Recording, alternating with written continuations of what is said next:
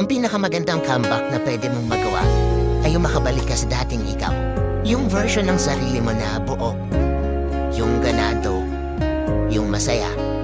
Sa ngayon akala mo imposible, pero habang tumatagal yung panahon na nakabitaw ka na at malaya sa kanya, unti-unti mo nang napupulot yung piraso ng puso mo na binasag ng ibang tao.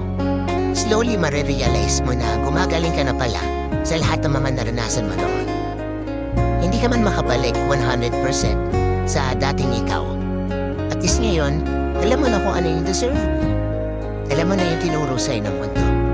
Tapos, sa dulo nito, masasabi mo na lang sa sarili mo na, pwede pala, buti na lang bumitaw ka.